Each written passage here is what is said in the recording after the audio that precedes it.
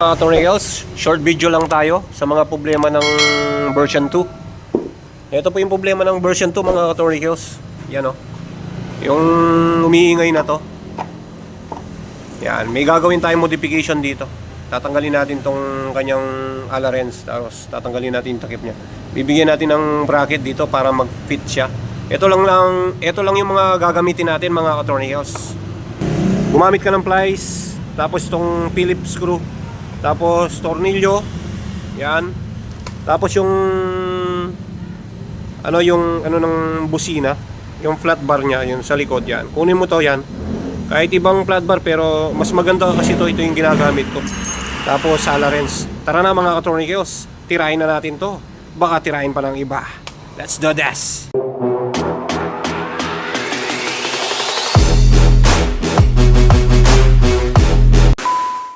Ay mga katornikos, alam nyo po ito, mga issue ng mga B2.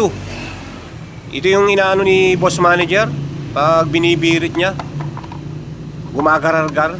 Yan, maingay ito. Tatanggalin muna natin ito mga katornikos. Sundan nyo lang to yung para mga sakit na mga B2, B3 yan. Yan. Tara. Kaya muna tanggalin tong dito, yung tornilyo dito.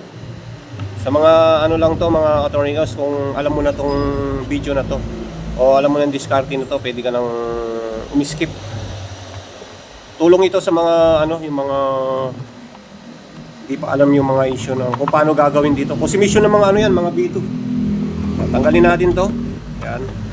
Yan dumi. Nawawala kasi yung nito, yung clip niya dito. Yan. Yung clip niya dito na napupudpud. Tanggal mo diyan, tapos isukarin mo ito dito. Yan. Yan palitan yung papalitan to. Pero kung wala kayong tornilyo, pwede na muna to pang samantagal. Iulma ko muna to. Dapat sok na sok ito. Dito yan Ayan, tapos ito babaluktot ng konti. A few inches later. Okay mga katornillos, nabaluktot ko na yan Parang ganito siya. Yan. Babaluktot mo lang siya ng ganito. Gumamit ka ng plies or long nose. Ilagay mo dito. Yan. Modification to mga katornillos Tapos guguhitin mo yon para ma-fit mo siya dito. Itulak mo siya ng konti dito. Tapos guhitin mo yung butas. Ipantay mo yung butas dito. Yan. Pantay mo butas dyan para makuha yung fit niya yan. Pakapantay mo. Tapos guhitan mo yung butas doon Guhitan mo dito. Yan. Dali lang, guhitan ko muna. Pag naguhit mo na mga boss manager, bunutin mo yan. Ito yung guhit niya. Yan Kung nakikita nyo yung bilog, bubutasan natin yan. Gumamit pala ng gunting, yung matalim o kaya yung mga basta't matalim dito para yung matilos dito para mabutas yon. Yan, pag nabutasan na yan, lalagay na yung tornilyo. Yan mga boss manager yan, ganyan siya Wala naman tatamaan sa loob yan. Yan, ganyan siya. Yan. Tapos ilalagay na natin. Yan. Lagay muna natin yung tornilyo dito. Diba, dali lang. Modification lang to para sa mga walang alam na kung paano gawin tong issue ng mga B2, B3 na to.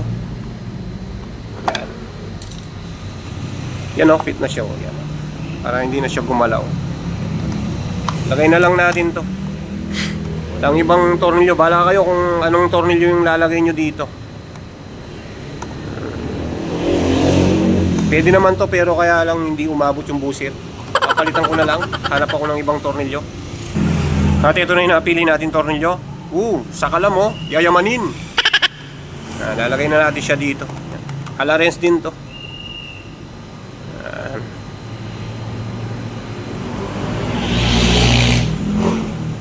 Para sa mga lang to para bigay kaalaman sa mga nangungusimisyon sa na to, sa nangangalampag na tong na B2, B3 yan, mga problema yan.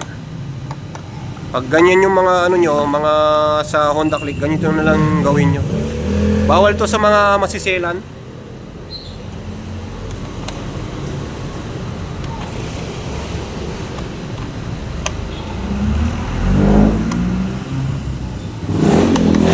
O, di ba? Yun o. Inaalog yan. Mga boss manager. Ayan na siya o. O sige, hanggang dito na lang. At kung bago ka pa lang sa aking YouTube channel, huwag mong kalimutan mag-subscribe.